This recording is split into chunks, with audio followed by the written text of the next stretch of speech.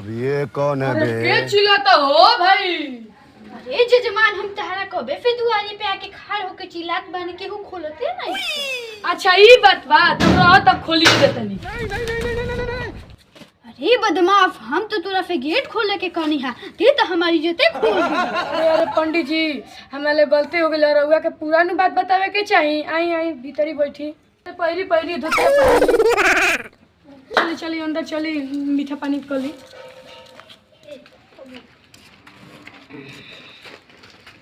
जजमान तनी जल पानी के व्यवस्था करी बड़ी मिजाज था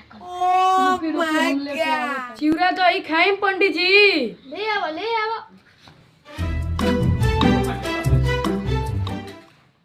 पंडित जी के ठंडा में दही चिवड़ा खियावे के बा। ली पंडित जी जलपान कर ली। ए जजमान रउआ तो चूड़ा दही ले कनी हा खियावे के ले आवत बानी है जलपान। अरे पंडित जी हम कैसे बताइए हमारा घरे दही तो हल ही नहीं खे। चिवड़ा के व्यवस्था हो जाइत नु तो चीनी के जुगाड़ तो हमको ये दे। अरे देवता हमारा मन में एगो आइडिया आइल हो वही तो पूड़िए छनवा दी का। हाँ हाँ जौने बतौने ले आओ।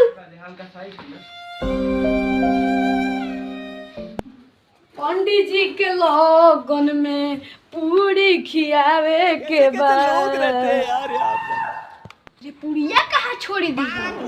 अरे पंडित जी गेहूं तो अभी पसारल बा आटा के व्यवस्था हो जाइत नु तो रिफाइन तो हमारा घरे बढ़ल ही बा रउरा के गरम गरम पूरी खिया देती। अरे दुष्ट ते हमरा के मजाक बनाइए बारे। बाप रे